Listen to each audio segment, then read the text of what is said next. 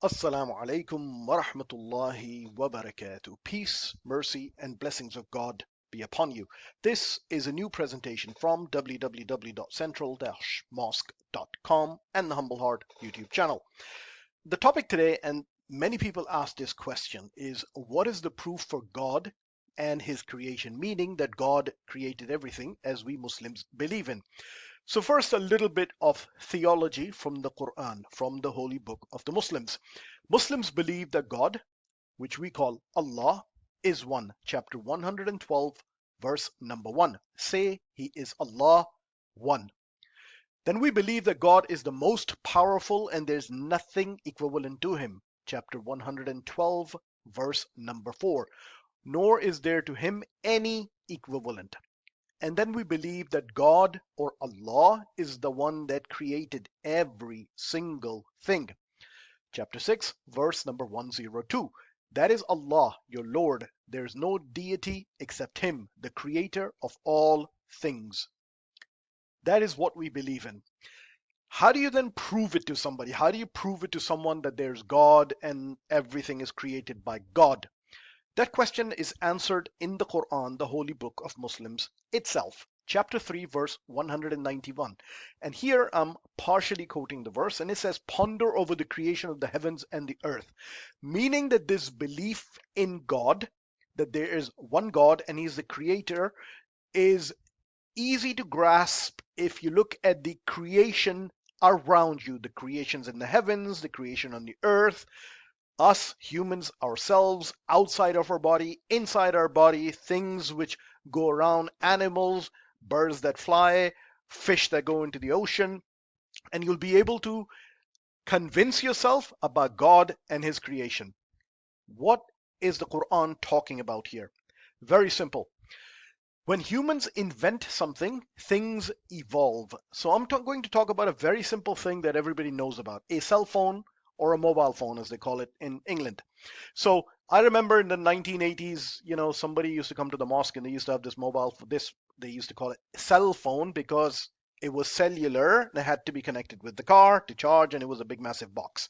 This is what a cellular phone looked like in 1983, the evolution of it, and this is what the iPhone looked like in 2007. So of course we're now in 2023. The phones are a heck of a lot more sophisticated, better operating system, more hardware, more powerful, etc. So when humans invent something, it goes through some sort of evolution and it is clearly trackable. Like you can probably find this kind of a cellular phone in museums, or maybe your dad or your granddad had it in the 1980s, or somebody that you knew did. When it comes to God, God creates in perfection. God does not go through step by step, etc. And an example of that is this little hummingbird, Sukarav bird. So this hummingbird has feathers, and the rays of the way it reflects the rays of the sun, and it changes shape, it changes colors all the time, and you can actually witness it. This is a very common bird in North America. In fact, I believe it's the bird of Vancouver, British Columbia. And not only that, this basically, it is beautiful to look at, and I'm going to show you this in the video. It means these birds have feathers that reveal different colors when viewed from different angles. So what it's doing is it basically changing the angles, and it doesn't know. This bird is not a physicist. It has no idea how the reflection works. It's the way the creator has created in such a beautiful manner. Not only that, when this bird actually flies in inclement weather, when it's raining or something like that, it is able to shake its body 55 times per second to shed rainwater while flying, or to remove dirt or pollen from its feather during dry weather. So if it gets some kind of contamination, pollen, whatever, on its feathers, even during dry weather, it can shake its feathers really fast, 55 times per second. And rainwater, it can expel water by shaking it. So this is an example of a beautiful creation of God that is for us to witness. There is no, like the example I gave you, you went from a cellular phone that looked like that in the 1980s to something that you have in your hand right now in 2023. There's no such thing.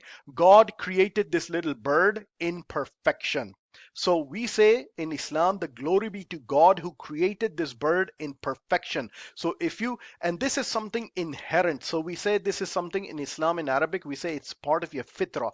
It's part of your natural inclination that if you think about it, you look around, you look at the creation of God, you will believe in God. You don't need to be a scientist, you don't need to be a physicist, you just need to look at the creation of God and admire it. So glory be to God who created this beautiful hummingbird. And now watch the next few clips where I actually show you how this bird behaves.